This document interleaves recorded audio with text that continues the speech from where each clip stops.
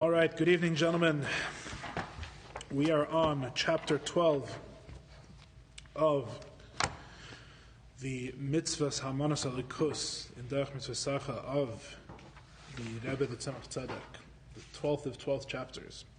We are in the middle of learning very, for our level, relatively complex concepts in Kabbalah and essentially in metaphysics. And today, hopefully, God willing, with God's help, we are going to see some of the explanatory payoff of what we've been discussing. In other words, we're going to connect what we've been discussing with actual questions and explaining actual things about faith in God. The aspect of faith in God that this chapter is focused on is the idea that God exists, good evening, that God exists beyond time, which involves looking at the Torah perspective on time. And we've already said that time is a limited creation. Time was created with the creation of the world. Before the creation of the world, there was no time. However, we do have midrashim which talk about things that go on before the creation of the world. It says before the creation of the world, God was beinem elam machrivan. He was building worlds and destroying them. Other interesting things. There are things that God was doing before the creation of the world. So the question is, if God was doing things, if there was change, which is normally how we understand time, then how could it be that time was created only with the creation of the world? It would seem that time precedes the world, or time is eternal, God forbid, which is against the principles of Judaism, that time should be as eternal as God. According to Judaism, time is a creation. In order to understand this, we've gone very far afield and spoken about many things over the past two chapters. Most recently, we were speaking about something called mati velo mati, which is a very abstract Kabbalistic notion about the very first dynamic that exists in the process of creation, right? In the process of limited beings, that process begins in the highest of the four worlds called Atzilus, because all created beings are a body and a soul, or a light and a vessel, and really the whole paradigm, the whole system of light and vessel really begins in the world of Atzilus, which is what makes it a world. That's why we call it a world. And we say there's four worlds because there's really four different ways for light to be in a vessel. That's what makes it a world. Or a different way of saying it is there's four different iterations of the 10 sfirot. There's four different ways that the sfirot express themselves. A sfira is a light in a vessel. Sfirot, of which there are 10. Now, we had a question that led us higher. The question that led us higher beyond the four worlds is, well, where do the vessels come from, right? Because we understand that the vessels are the source of all multiplicity in creation. They're what allow there to be different things. They're what allow there to be things that are separated out. It's why grass has a different nature than a dog, for example. Why does grass have a different nature than a dog? They both come from one God. Right, one God completely unified with no divisions. How does it come to be that there are two different things with two different natures? Right? And the answer is that the differences in the natures have to do with differences in the vessels. They have to do with the light of God, which is infinite and indivisible, is expressed in 10 vessels, and each one of the vessels limits the light, contracts the light, and then the vessels act in combination, because there's not just chesed and gvura, there's also chesed of chesed, gvura of chesed, right? Chesed of gvura of chesed, and so too down the line, until you have very, very specific natures and very, very specific creations, all of which are really so almost like colors and color combinations of light is one way of thinking of it. That's the mashal, that's the metaphor that the Ramak gives, right? That the vessels are like different colored vases coloring water, right, into different colors. So the combinations of all these different colors give you however many colors there are, 32 million colors. So all of the creations of the world are created by combining these 10 primary limited ways of expression. This is the Sfirot. But the question is, so fine, multiplicity in the world, multiplicity in the creation comes from the vessels. But where does multiplicity in the vessels come from? In other words, where do these vessels, we say these vessels just are there. There's, in the world of Atzilus, suddenly you have light, which is one and infinite and like God, but you have 10 vessels, which is more like the world, more like things in our experience, limited, defined, right? Even though the truth is that in the world of Atzilus, of course, the way in which they're limited and defined is so slight that to us it would seem like a pure infinity. It would be, if you could see the vessels in Atzilus, it wouldn't be clear at all the way in which they're not infinite, right? It's a very subtle way that they're limited, right? But everything's relative. Everything's relative to, compared to the unity of God. To say that there's even two different things is a contradiction to the unity of God. God forbid. Right? God forbid to say there's even two different things. So to say there's 10 sfirot, each one of which has a dynamic of light and vessel, each one of which is dualistic. There's a soul and a body, so to speak. There's an essence and an external aspect. However you want to say it. There's a light and a vessel. There's different aspects to it. This is all in contradiction to God's simplicity. So where do the vessels come from?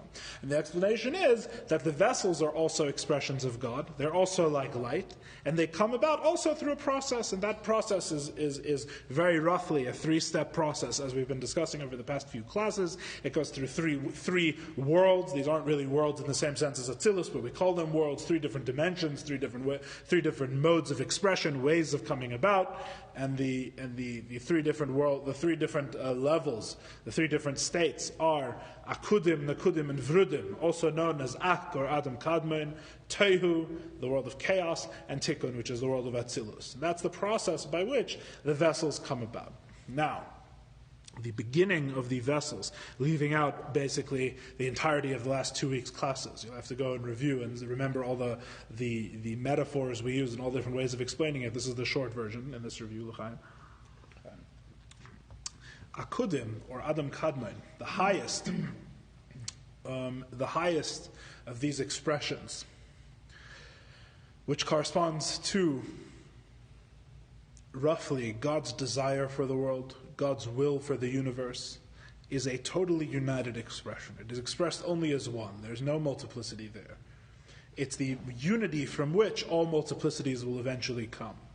Right? That's why it's called Akudim. Akudim like Akeda, bound together. The spheres are all bound and tied together in one expression. The 10 sfirot, the vessels, are all united there. In that unity exists, as we've said many times now, everything in the universe, everything in the physical universe, everything in all the spiritual worlds, past, present, and future as one. Everything is there already. And when God creates the world, when we say God says, let there be light, right, we explain the whole process. He looks in the Torah, which the Torah in its deepest expression is in this world of Adam Kadmon, and he takes the specific creation, as it will later be, and he unfolds it or instantiates it. He brings it down and makes it into the actuality of the single creation. So he takes the sphere of chesed, or whatever it is, or he takes light, like let there be light, and the first thing that God creates, the first utterance he speaks in the Torah, he takes that one creation and he actually makes it be as its own thing, rather than as part of that one unified whole. And that process of the 10 utterances of creation is the process really of the creation of the 10 spheres, or the emanation, I should more accurately, of the 10 spheres. Right? That is where the vessels come from. This is the process describing where the vessels come from. How do we conclude all that information? It's like, God created the world. Did He share it with anyone? How do we even... This is part of the Kabbalah. This is the hidden aspect of the Torah, passed down since Moses and earlier. Sefer Yetzirah, which we say is the oldest Sefer of Kabbalah, some say it was written by Avraham Avinu. Okay, but did God share it with him? How did he... Yeah, Nevuah and prophecy. We're actually going to talk about prophecy in tonight's class, God willing, if we can get there. Some interesting things about prophecy. This is prophecy. One of the things about Chassidus, how long do I have for a diversion? Can someone lend me a watch, please? One of the things about Chassidus is that we make no apologies for Torah being based on Nevuah. Because the truth is that it is against the founding principles of the Torah and the principles of faith, which we are learning, to pretend that Torah is some sort of worldly or rational system, which can be derived using the intellect alone and the world around us. This is simply not Judaism. That's not what Judaism is. Judaism is the entire Jewish people are at Mount Sinai and God speaks to them and they have an experience of God. That's what Judaism is. And we make no We make no apologies for this. In other words, this is a take it or leave it. I actually had an acquaintance in yeshiva who was actually in Balchuva yeshiva. He was a philosophy professor before he went to yeshivas. He was a yeshiva at a little older age, so he knew a lot of things and was very experienced. And he said one of the remarkable things about the Tanya as a work, even compared to other Jewish works, never mind other religious works, is that the Alter Rebbe is not trying to convince anyone of anything. The Tanya is not argumentative. It's not polemical. Alter Rebbe is not saying, because this and this and this is the case, therefore we must conclude X, Y, and Z. The Alter Rebbe just says, take it or leave it, right? Which is why the entire nature of Chassidus is expressed in the Chassid Rebbe relationship. The entire idea of Tanya, as the Alter Rebbe writes in the introduction, and really all of Chassidus following the Tanya is based on this model as well, is that the Tanya was really just a compilation of what the Alter Rebbe told people in Yechidus, what the Alter Rebbe told people when meeting them personally, as he writes in the introduction, but there became too many people and time was too short, so he wrote a book instead, right, as the Alter Rebbe writes at the beginning of the Tanya. So the thing is that when it's just advice that the Alter Rebbe is giving in personal meetings, you have to think about what that means. What does that mean? That means that somebody came to the Rebbe and asked questions that resulted in this knowledge, right? So the Tanya cannot tell you why the Tanya is important, right? You understand what I'm saying?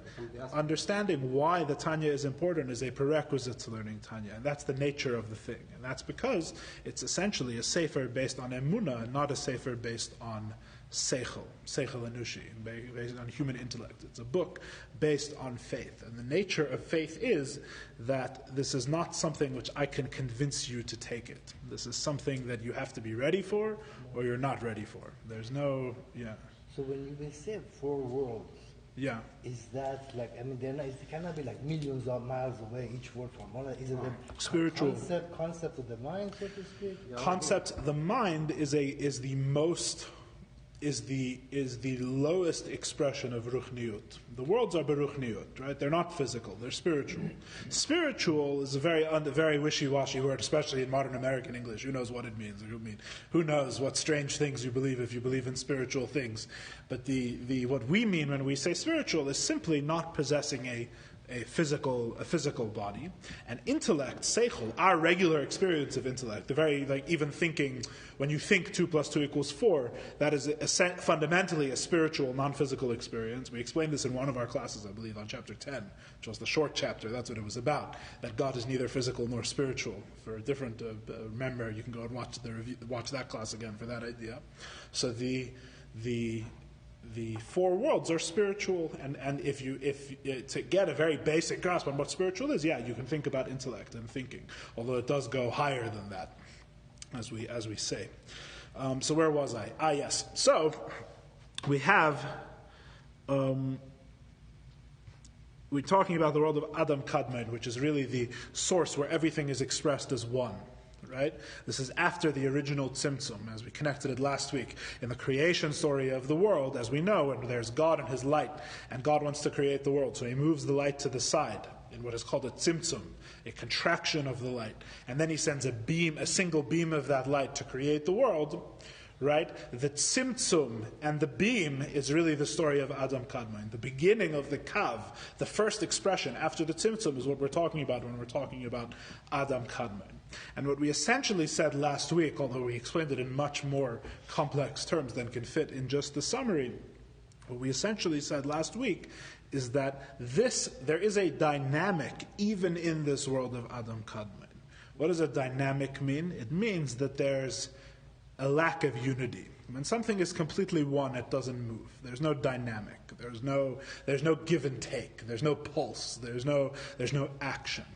We explained that even in the world of Adam Kadmon, even in this highest place where everything is united, and it would seem it's a pure expression of everything that will be in the world that follows after it, even there is a dynamic. That dynamic is called mati velo mati, which means mati velo mati.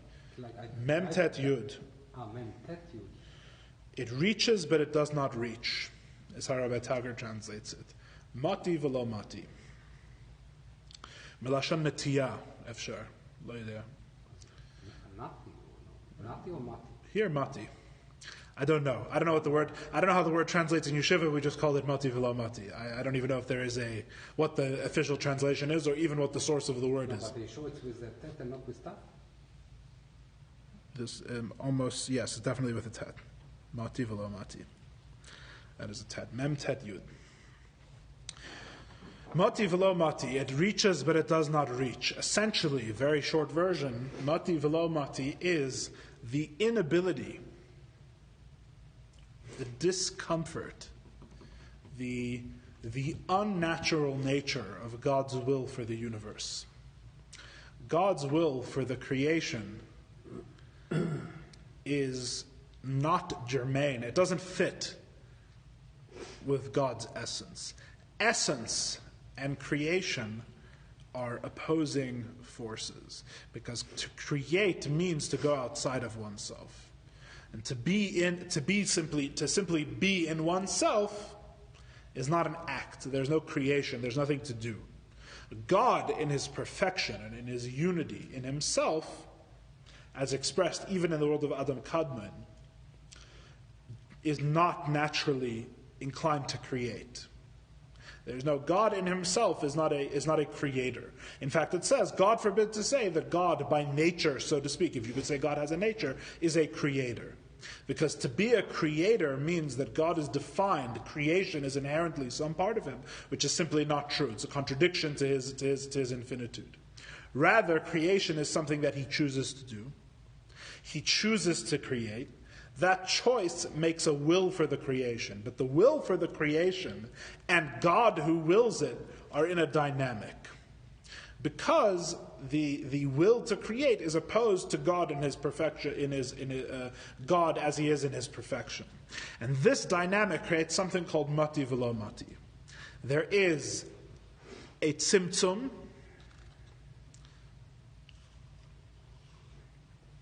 and there is a hispashtus. There is, the light is expressed and the light is removed. There is, he has the desire to create, and creation is impossible, and he is simply in himself. And both of these exist, so to speak, at the same time in God's creation of the world. God's desire to create the world. And so God's desire to create the world has a certain dynamic to it. There is the light aspect and the tzimtzum aspect, or the reshimu, the remnant, what's left over from the tzimtzum, as he explained last week at length. And this dynamic, this dualism which exists there in a very, very, very subtle way, because there's no real difference between these two things. In fact, both of these things we say exist within the Creator Himself. There's no yet any external creation at all. In fact, even the world of Atzilus, which is significantly later in the process, we say is still part of God, and still He and His expression are one. So here, at this extremely rarefied and abstract level, obviously there is nothing. We're not saying anything outside of God. But even in this expression, which is still, so to speak, not separate from God, is still totally unified with God, there's still this dynamic of the universe should be created, and the universe cannot be created because I am God, and the universe is creation is a contradiction to me. And that dynamic is called mati v'lo mati, and it exists even as God wills to create the universe. As we said, similarly with the much lower notion of rotzoi v'shuv, which is the parallel notion, that in the world of Atzilus, and truly within everything that's created, light and vessel, there's also a pulse, there's a dynamic of rushing forward. The light leaves the vessel and returns to the vessel, even as the thing still exists and the thing is still alive, right? There's a certain pulse, there's a certain dynamic, a certain waveform that is inherent to all created things. Everything that's created, light and vessel, or soul and body, has this dynamic, as we've been explaining the last 2 weeks. Is it a continuous process or just a creation? Continuous process in the creation. Oh. So too, in each creation. In other words, in a human being, there's a continuous process, up and down, like a flickering candle, like it says in Tanya. mati velo mati is, so to speak, the primordial, or so to speak, the first version of this dynamic, in a very, very, very refined and abstract way. The source of this dynamic, of the contradiction between light and vessel, is really in mati velo mati, which is a contradiction between creation and not creation. They're parallel processes. This is very difficult Kabbalah, but the point is that there is a dynamic there.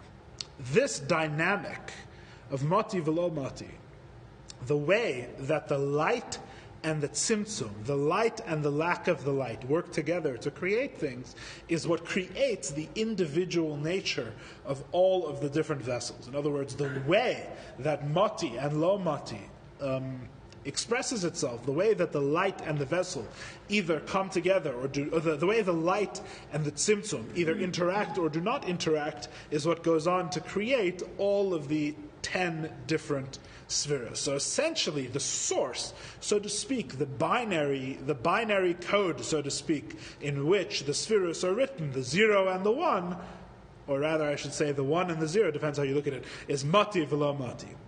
The dynamic, the off and on, the expression and lack of expression, all has its source in this level. Why is this important? That's what we're going to learn with the rest of class today. But yet he's above both.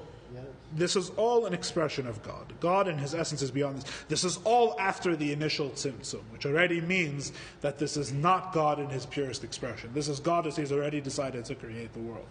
But in that decision to create the world, that decision itself has a dynamic.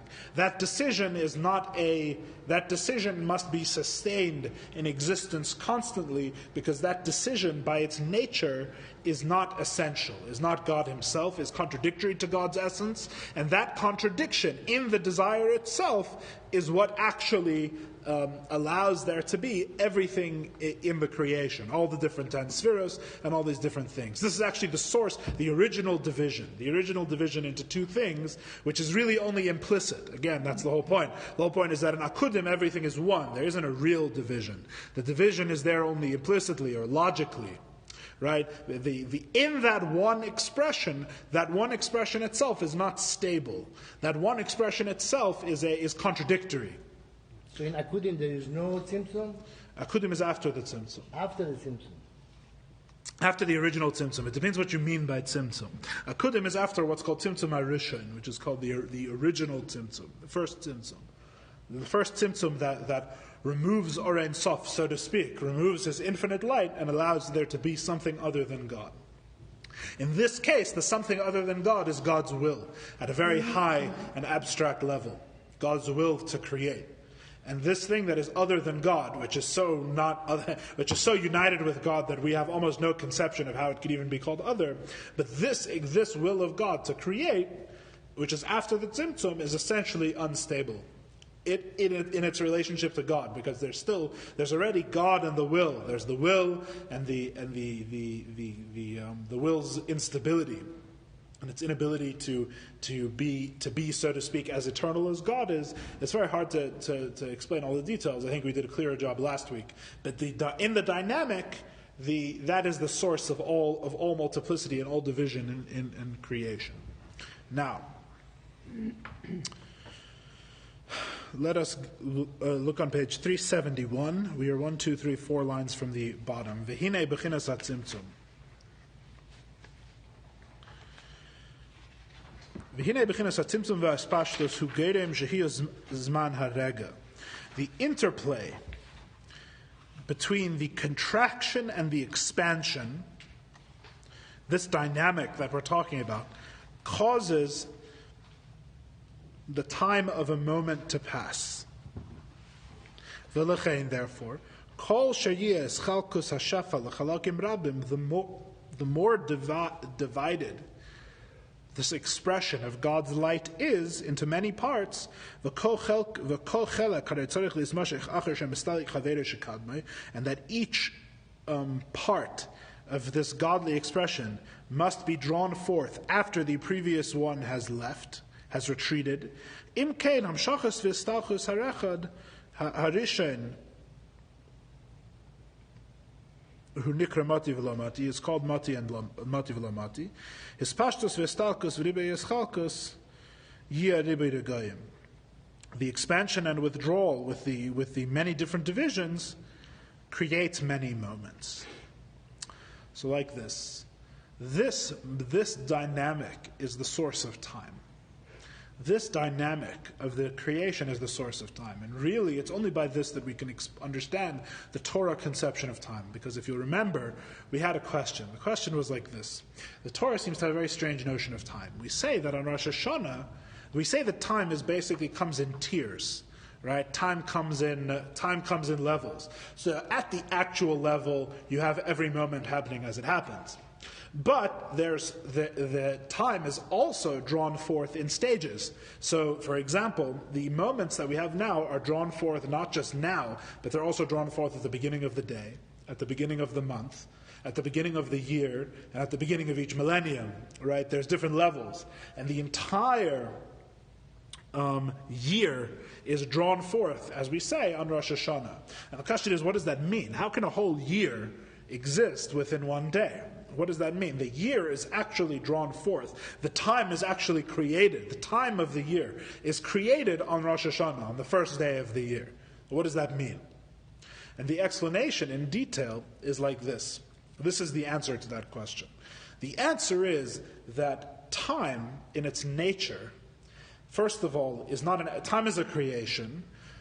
And time, as we perceive it, is not an absolute. There's different levels. It has a source, and it comes through a whole process to be created as we experience it in day-to-day life. Now, the way that a whole year can exist in one day is because how is that possible? That there should be a year and a day is because really time is only a reflection, or as they would say in science nowadays, they would say an emergent property. Time is something that comes out of and is based on and is an expression of an underlying metaphysical process of creation. The process of creation that we are describing starts with Moti V'lo Mati in Adam Kadmon and goes down through all the worlds to the world of Atzilus, and then through even the lower worlds of Bria, Yetzirah, and Asiya to create the world that we create. And at every stage, right, you go from more unity to more disunity. Everything is, as we've been describing, it starts in Akudim as one expression. From there you get the spheros with their different vessels. And from there you go down through the worlds until you have all of the individual creation. And time works in the exact same way. So, the original, what we just said is that what is a moment in time? Or what is a unit of time? Let's put it that. A moment can be confusing because we think of moments as we experience them. What is a unit of time? A unit of time, spiritually, so we're talking spiritual time, in the spiritual source of time. A unit of time is created initially by Mati V'lo Mati. There's a dynamic, right? There is expression and lack of expression. Not in time. Time hasn't been created yet. This is the source of time. There's a dynamic. There's a difference. First there is a tzimtzum, and then the world is expressed. When we say first and then in that sentence, we don't mean in time. We mean that there's a spiritual dynamic. What does that mean? It's as he says here, that every level of this process of creation can only occur after the first one has ceased occurring. You know what the example is of this? It's not a very physical example. It's not hard to understand, right? You have the book, you have the sefer, and you have the wallet, right? This is a dynamic. It's not a dynamic in time. But there's a dynamic because if we're going this way, right, which is a very good question, why are we going this way? We're going this way because God wants to create the world. That's what sets the direction in the analog. You'll understand that more in a second. We're going this way. First you hit the sefer, and only once the sefer ceases to be can there be a wallet. And the sefer and the wallet cannot exist in the same space. Therefore there is a dynamic. In order for there to be a wallet, the sefer must cease to be, even though it's not moving. You understand? What's moving is not the sefer and the wallet. What's moving is the dynamic process that I'm saying we're going in this direction, right? If you'll remember, back when we first learned about the kav, or as we translate it, the vector, the line, we explained that the whole reason why it's called a line is because it has directionality. Right? The whole idea is that in Kabbalah, or in Sof, the original light, which exists before God decides to create anything, that light is called the igul, is called the circle.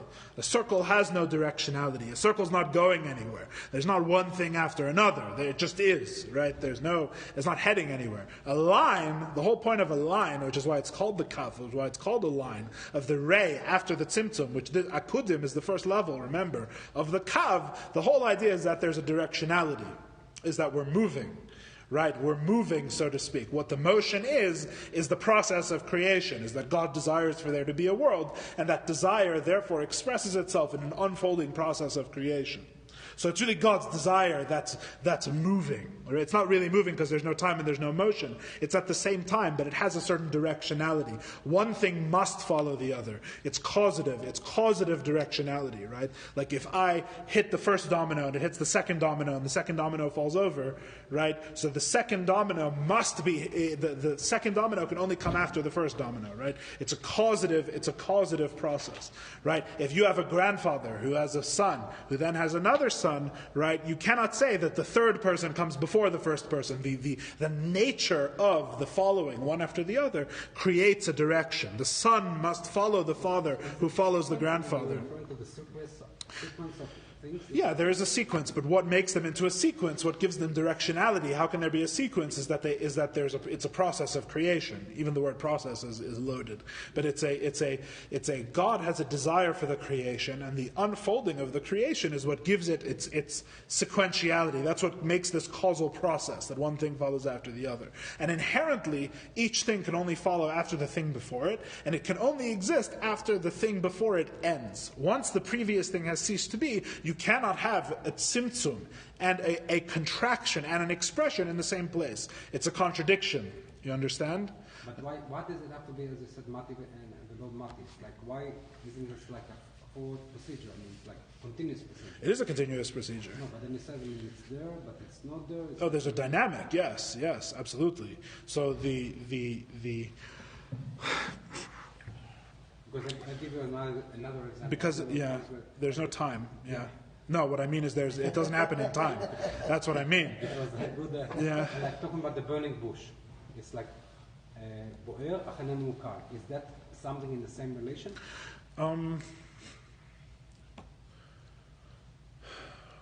No, I don't think so. I don't think necessarily. That's not what I mean. I don't mean it's a contradiction, like a literal logical contradiction, like the burning bush, or that the Aron takes up space and doesn't take up space. That's not what I mean. What I mean is that it has a certain dual nature to it. It's two things instead of one thing. That's what I mean. It's not just one thing. It's two things. God's will for the world is really two things, because it's God's will, but it's still a will. And that's the dynamic. The dynamic is that first there's a tzimtzum, which is the removal of God, so there can be a will. But then the will is really only an expression of God. So God is removed and God is not removed. The thing has a dual nature, really. So I've been expressing it as if it's not an order, but really there is an order. Really it's the tzimtzum, and then we say, that's the simplest way of thinking about it. So let's go with that. There's a tzimtzum, and then there's Adam Kadmon, there's akudim, there's this first world. Fine. So say that's the dynamic. So you have tzimtzum, and then there's this world, right? And call that lo mati v'mati, if you like. So you have the contraction, yes, the removal of light, and then there's this single expression of the one ray. Right? Really, it's really we don't have time. Okay, so the like this, a unit of time. Again, we got far afield. A unit of time is expressed initially by mati v'lo mati, and initially there is only one unit. Time is an expression of a metaphysical dynamic, being and non-being. Or first there is a tzimtzum, and then there is a light. And the light and the tzimtzum are not at the same time, so to speak. First there must be a tzimtzum, and afterwards there must be a light. They are at the same time, so I said the wrong thing. They causally, one proceeds from the other. Causally, one follows after the other. In the process of creation, there is a tzimtzum and then there is a light, even though they coexist at the same time, which is what I was trying to express earlier by saying that there's a dynamic in the one thing, rather than a tzimtzum and then akudim, because that's the wrong way of thinking about it, because it's not really a succession, you understand, because there can't be a succession because there's no time. You understand what I'm saying? There's no time and there's no space. So how do you differentiate between the things? And the fact is that they're not really differentiated. It's our way of thinking about things that means they have to be differentiated, because otherwise we'd have trouble understanding even what it says. They could kick off at the same time, but one goes quicker than the other. No, there's no space. There's not two different things. You understand? There's no, for where? Where are they?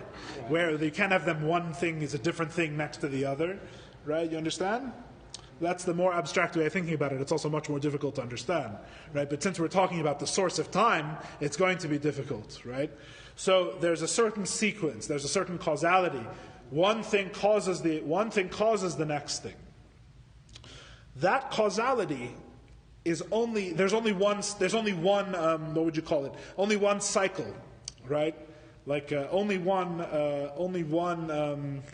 waveform. Like if you're doing waves in physics or in math, right? You only have one crest and one trough, right? There's one wave, that's it.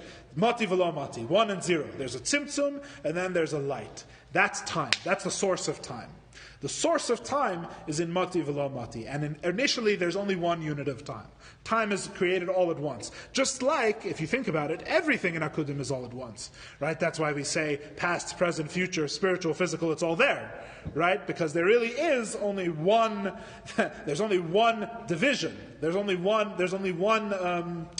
really only two things there. There's a dynamic with literally only two aspects in that world. And therefore, you have only a moment of time. You have one thing which follows another thing. You have a tzimtzum, and then you have a light. And that's it. So all of time is contained within that dynamic. Tzimtzum, light. And that's the source of all time.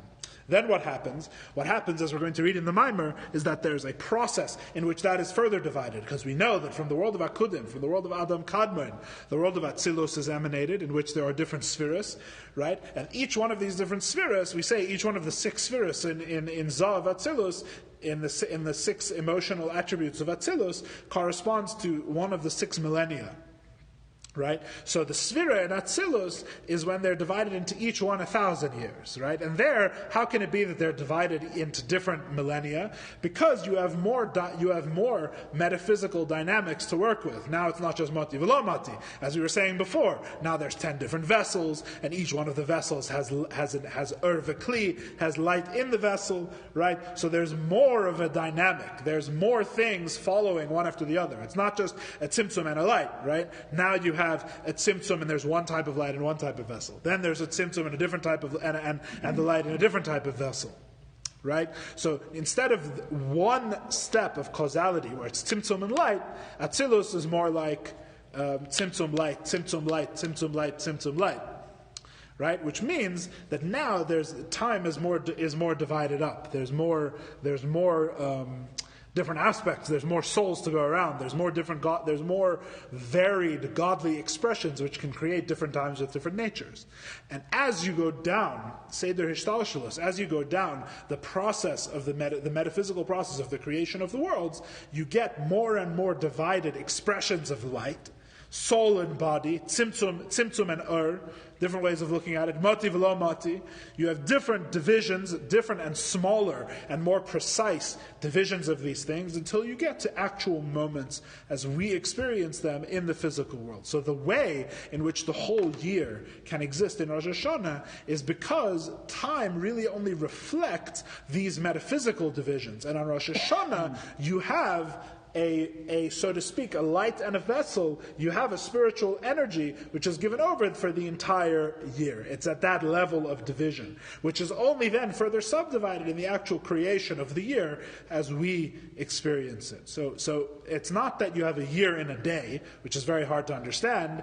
You have the soul, basically, of every second, of every moment that we experience, that soul is really only an unfolding, an expression, an instantiation of the soul for the entire year, which is itself only an unfolding of the soul for 1,000 years, which is itself only an unfolding of everything as it existed in the world of Akudim, where there was only Mati v'lo Mati, which is the original source of time. It's like a computer file, it's zipped.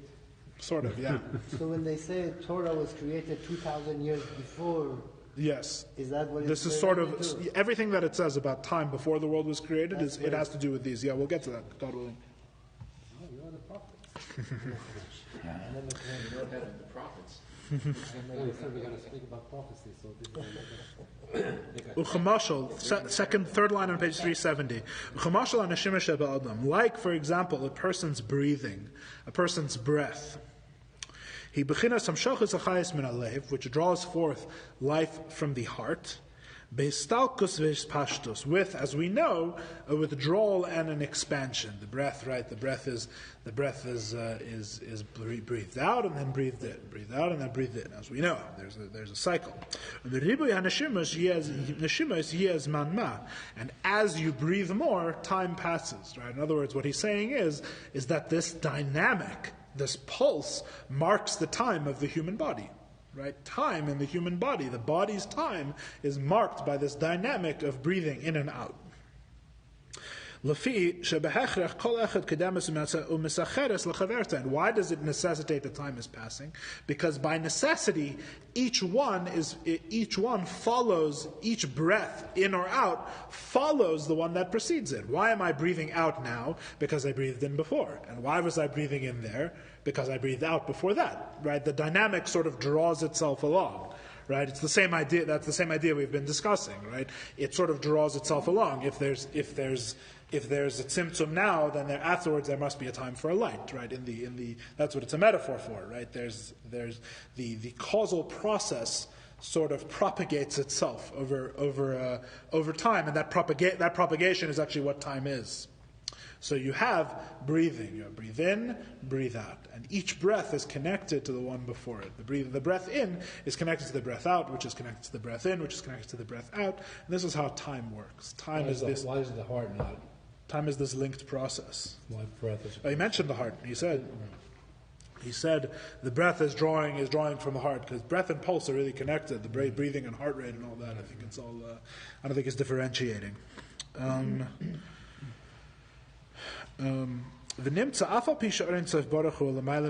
So we find that even though the infinite light of God, may it be blessed, is above time, as we've said continuously, but in the entities which are drawn forth from that light, there is a before and an after. Machmas seder hamshachusan, because of the way in which they are drawn forth. What creates time? The way in which these different spiritual things, these different metaphysical entities are drawn forth from God in a process like breathing. According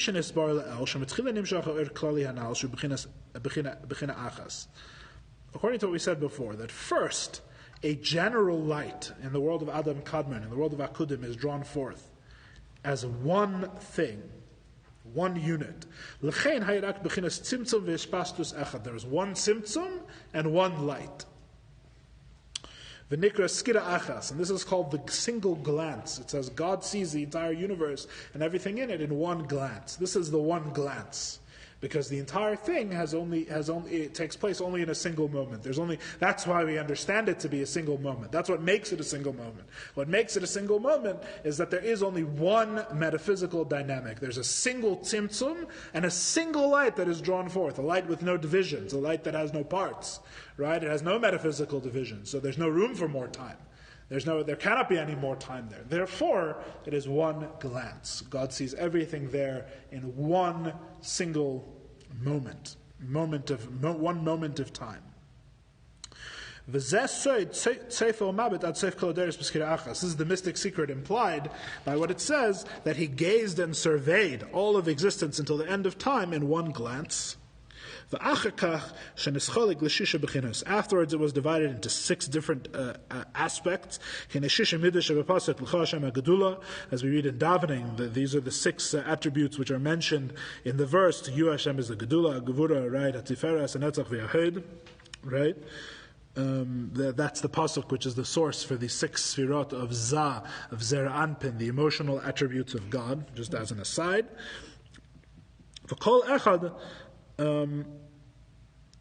al karchach nimshachas acher zulasa, and each one of these 6 must follow the previous one. It's for a different time, but if you actually study the 10 spheres, their dynamic is also determined by their logic. In other words, it's not, if you learn about the 10 spheres and you learn what each sphere really is, you learn that it's not just the order is not arbitrary. You can't have Bina coming before Chachma, make no sense whatsoever, right? The nature of each sphere is that it is exactly where it's meant to be in the order of the 10, right? These 10 are really the way it must be, right?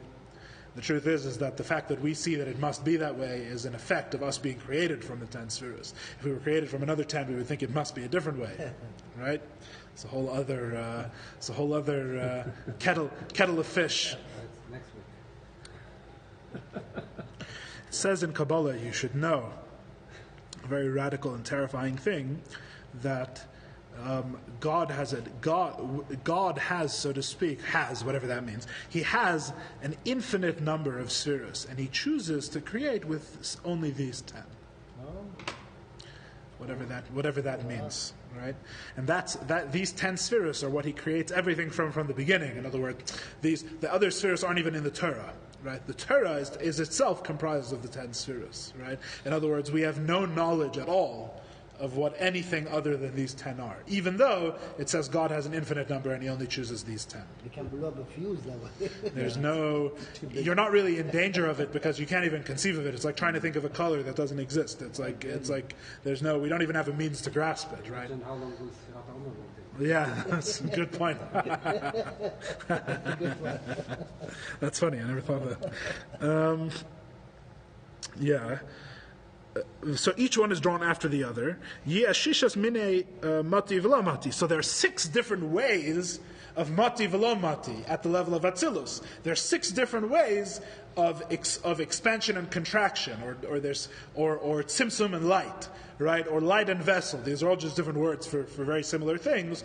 There's 6 different dynamics. These are what are called the 6 days in the story of creation.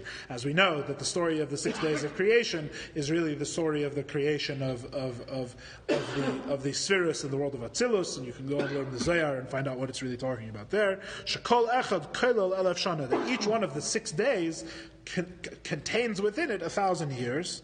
And this is what's called the order of time. The order of time, which is the source of time. Remember, there's 3 things. There's time as we experience it. There's the order of time, which is the source of time. It will give time, the spiritual process of creation, which gives time its nature, the source of time, which is what we've been describing from Adam Kadmon until the world of Atzilus and all the spiritual worlds. These successive tiers of smaller and smaller dynamics unfolding is called the order of time. And there's God who is totally above time. So you have time, the order of time, and God who is totally beyond time.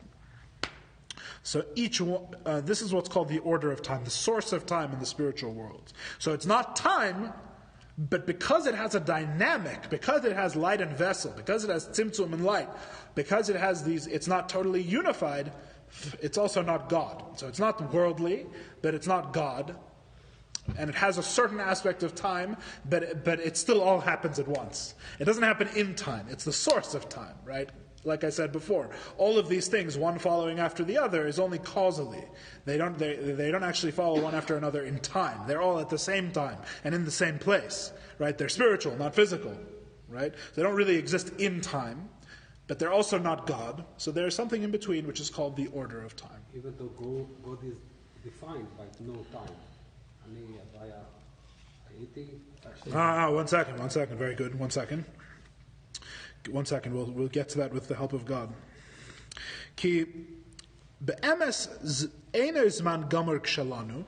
time in the spiritual worlds that we're describing, this dynamic, is not really time, complete time. It's not really time as we experience, obviously. As I said before, it all is really happening at the same time, right? Really what we're describing is an order, a process, direction, one thing causing another thing, right?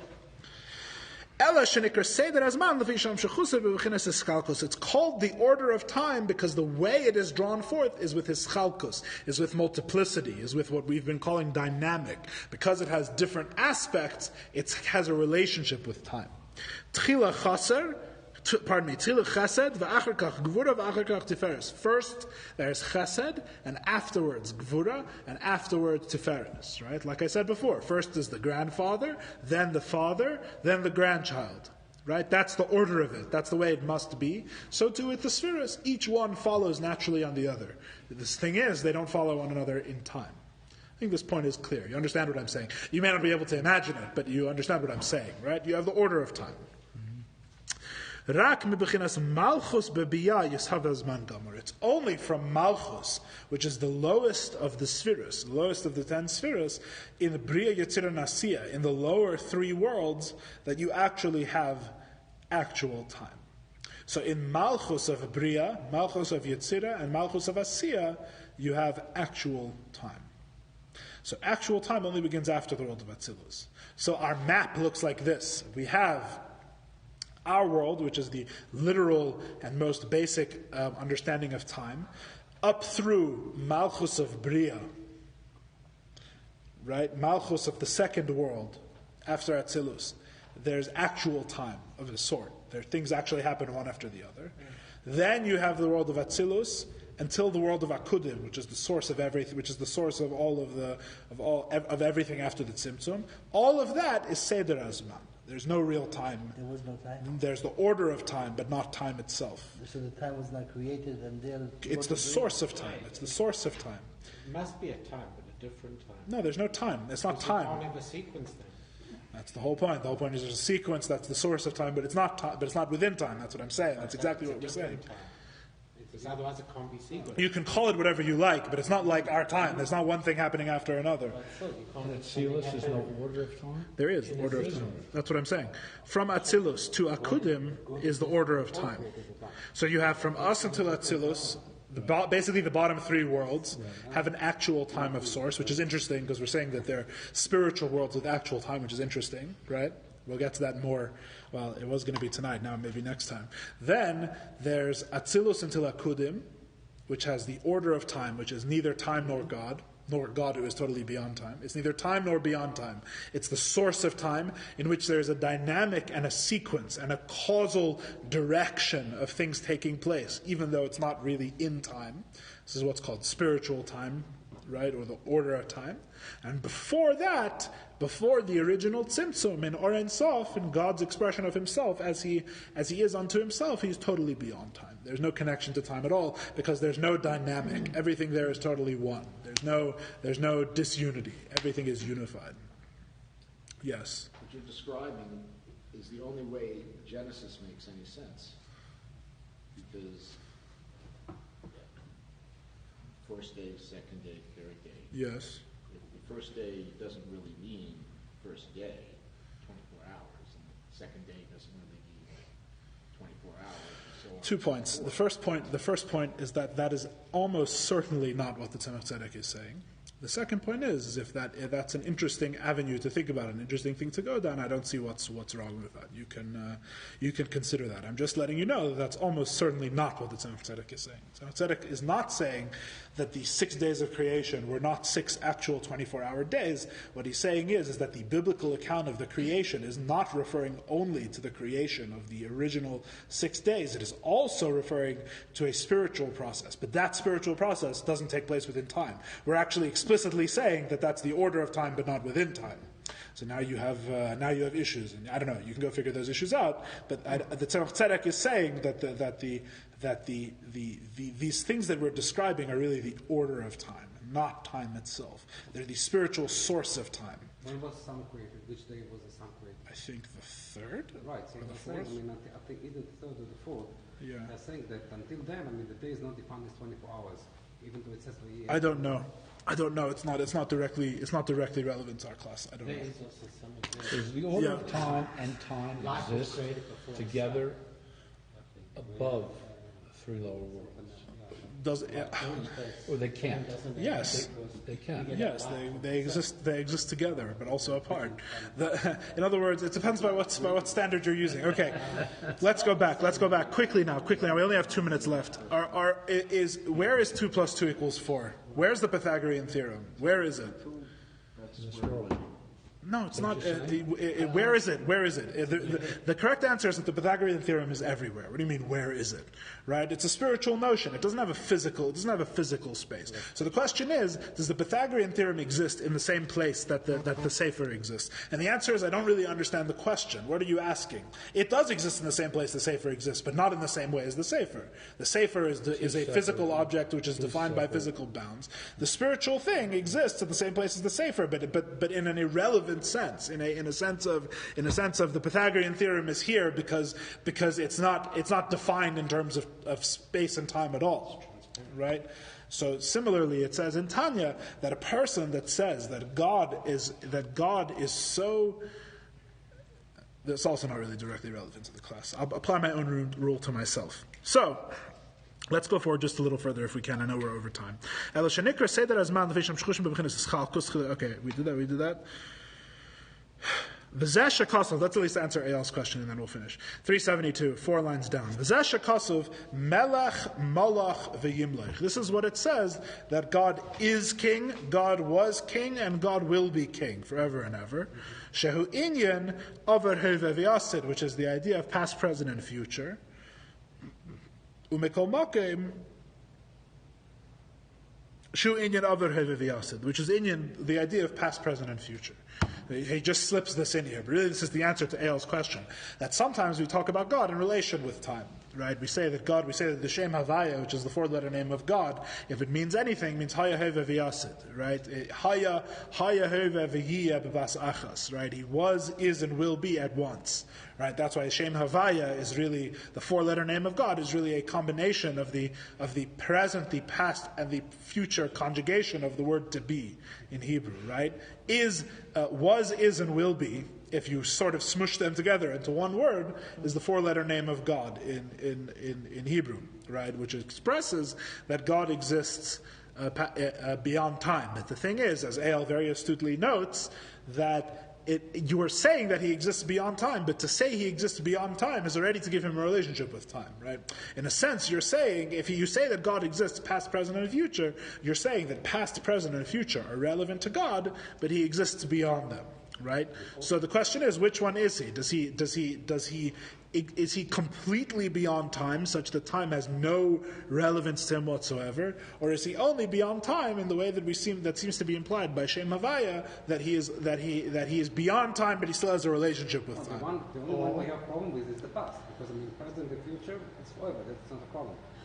The thing is, he was there even before time created, which is the past. But the thing is that what we are saying in our mimer is that God has no connection to time whatsoever. We're not saying that he's beyond past, present, and future, right? An object that exists forever, you could say, is beyond past, present, and future, right? If you could have a pen that always has existed, exists now, and always will exist, theoretically. Right? Or you could say that even if the pen goes away, you could say that the material, the atoms that make up the pen, whatever you want, right, exist forever. They always were, they are, and they always will be. Right? They're beyond time. Right? Haya heva v'yiyah. So what makes God special? Right? So we say in our mimer that God is really not Haya heva v'yiyah in that sense. God is not something which exists eternally within time. God is totally beyond time. right? The time is of no relevance to him whatsoever. Time is not just something that he creates, right? It makes as much sense to say that God existed past, present, and future as it makes sense to say that God is in Miami, God is in Los Angeles, and God is in New York. It's like, what are you even saying? It doesn't make any sense, right? Space, the globe, is something God creates. It's not that he's there. It's like saying the Pythagorean theorem, God forbid, the Pythagorean theorem is much lower than God, la'avdil, right? But it's the same idea, right? In a much lower sense. The Pythagorean theorem is so great. It's in Miami and it's in Los Angeles and it's in New York. It's a chacham. It doesn't exist within time. It doesn't exist within space. Well, you're not saying anything about it. You're not saying it doesn't have to be so great. Even stupid ideas exist everywhere because they're ideas. They're not limited to space, right? So God is not someone who exists in space like that, and he's not someone who exists in time like that. He doesn't exist in every time. Right? He exists totally beyond time. Time is just a creation. Time is something which derives from him. He doesn't need time. Time is something he created. So, the question is, why do we describe him in terms of time then? That becomes the question. And the answer is, he just throws this in two little lines here. In our Maimer, he says, Melech, Molech, V'Yimlech, which is the same idea. He is king, was king, and will be king. Right? Here, he says this is more explicitly connected to the midah of Malchus. That's why he uses this example here. Malchus, which means kingship, is the lowest of the 10 spheres. The sphere of action, the lowest expression of God. Why is it called kingship? Why is the lowest sphere called kingship? It explains, because there's a concept there's many reasons, but one reason is Ein Melech B'loi Am, is a principle in Judaism. There is no king without a nation. A king is inherently great because he has a nation to be greater than. And the nation, as it explains at length, you cannot be a king over your brothers. Right? Brothers do not have a king among themselves. You don't have kings among equals. You have kings, one person is raised above the other people. That's the notion of a king. The king has to be a cut above. He has to be a different notion entirely. Really, once you get into it, you find out this has not so much to do with physical kingship at all. Certainly not how if you look in history and find out how monarchs have behaved, there's very little connection. But the idea is kingship implies that there's something that's higher, but the higher is defined only in terms of the lower. Which should sound similar to you to saying that the thing is beyond time, but it's beyond time as defined by time. Right? It's eternal within time. That's the way of the king. But just as the king is only royalty because the people are removed from him and lower than him and say that he's royal, that's what makes him a king. You can't have a king without a nation. So too, God is eternal only because time does not change him, which implies the lower aspect, the aspect that I said didn't make sense, right? So the question is why? What is that notion? And the answer is very simply that there are expressions of God that are within time as well. We're not talking about God himself in his essence, right? We're talking about different levels of godly expression. When we say God is beyond time, there's different things we could mean. We could mean God himself in his essence, who he is the creator of time, and time is merely his creation. He's beyond time, not in a way of something that's eternal within time. Time is simply he's just totally beyond it. However, there's also godly expressions. There's expressions of God also within the order of time, and within even time in the spiritual world, as we've been explaining. So when we refer to God as he was, he is, and he will be. In terms of time, we're talking about an expression of God specifically as he has dominion over the world. We're talking about God as he exists in relation to the world. In relation to the world, if you are going to describe God's relationship to time, you would say that he's eternal, he's unchanging. He was, he is, and he will be. However, God in himself is something slightly higher, something more abstract, something more removed. He's not just eternal, he is truly beyond time. He cannot be described even in terms of time. It doesn't make sense. Right? Understand the distinction? So that's why he says that here. He says, Mitzad Sfiras HaMalchus, because of the Sphira of Malchus, which in the lower three worlds actually exist within time as we know it, that's why we say God was king, he is king, and he will be king. If you're talking about the expression of God as he expresses himself within these lower worlds where time actually exists, the way that God expresses there is as someone who is eternal. So you have the eternality of God, which is in relation to the world. And then you have God who is, as he is, beyond eternal, beyond a relationship with time, as God is within himself. So really, we're not describing God at his essence, we are describing God in a relational way, in his relationship to the world. And that's the answer to Eyal's question. Now, there's a follow-up to your question, right? Never leave them with an answer, always leave them with a question, right? The follow-up question that you should ask is that the four-letter name of God often is used, especially in Chassidus and Kabbalah, to refer to God as his essence. So then the question then becomes, clearly this four-letter name of God, as opposed to Melech, Malach, and Yimlech, which is explicitly talking about this lower expression, the four-letter name of God, which applies to many different levels, but at its highest level applies to God himself. So if Shem Havaya is the name of God himself, how can it be that it's expressed in terms of time? That's a very good question. I don't know the answer. You know that the one who gave him the name was Adam Arishon. I have the source for that. Yeah? You came up,